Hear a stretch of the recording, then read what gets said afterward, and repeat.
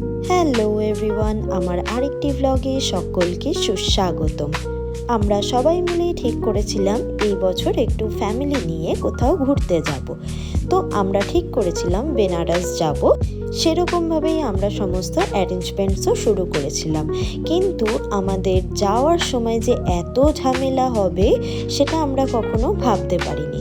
যাওয়ার আগের দিন পর্যন্ত আমাদের ঠিক ছিল না আদৌ আমরা বেনারস যেতে পারবো কিনা, কারণ বিভিন্ন সমস্যার জন্য ট্রেন ক্যান্সেল হচ্ছিল, আমাদের কনফার্ম টিকিটগুলোও সব ক্যান্সেল হয়ে গেছিলো। কিন্তু আমার দীপকদার জেদ ছিল যে না, আমরা কোথাও না কোথাও তো একটা যাব। তো ফাইনালি আমরা লাগেজ প্যাক করে আমরা তৎকালে টিকিট কেটে ফাইনালি সেই টিকিটগুলো কনফার্ম হয়ে আমরা বেরিয়ে পড়েছিলাম বেনারস ট্রিপের জন্য। আমাদের কলকাতা যখন সেজে উঠেছে ক্রিসমাসের জন্য, সেই সময় আমরা রওনা দিলাম বেনারসের জন্য বাবা বিশ্বনাথের দর্শনে।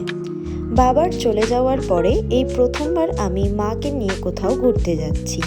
এর আগে সেরকমভাবে ঘুরতে যাওয়া হয়নি মাকে নিয়ে, যে যার মতন একা একা ঘুরেছি। মা মায়ের বন্ধুদের সাথে ঘুরেছে, আমি আমার বন্ধুদের সাথে ঘুরেছি, দিদি দিদির বন্ধুদের সাথে ঘুরেছে। কিন্তু এই প্রথম আমরা কোথাও ফ্যামিলি নিয়ে যাচ্ছি। তো এই ট্রিপটা একটু অন্যরকম ছিল আমার জন্য।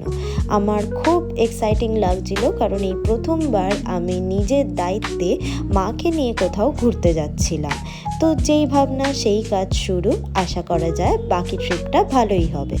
এরকমভাবেই বকবক করতে করতে, সবার সাথে ফোনে কানেক্ট করতে করতে পৌঁছে গেছিলাম আমরা হাওড়াতে।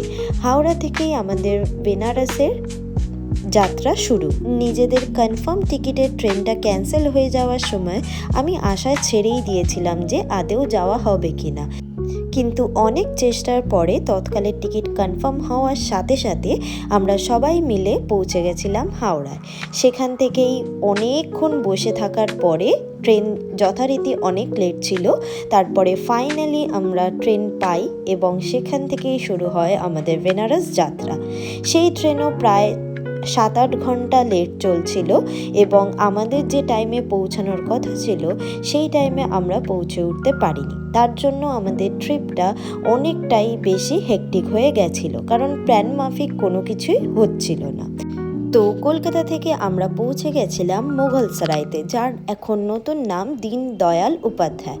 তো সেখান থেকেই গাড়ি রিজার্ভ করে আমরা যাত্রা শুরু করেছিলাম বেনারসের উদ্দেশ্যে।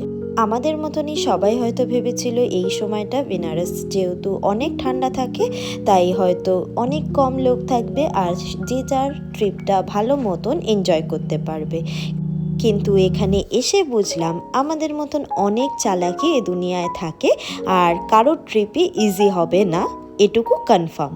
আমাদের হোটেলটা যেহেতু একটু আগে থেকেই বুক করা ছিল একটা সোর্সের মারফত, সেই জন্য হোটেল নিয়ে আমাদের সেইভাবে কোনো অসুবিধা হয়নি।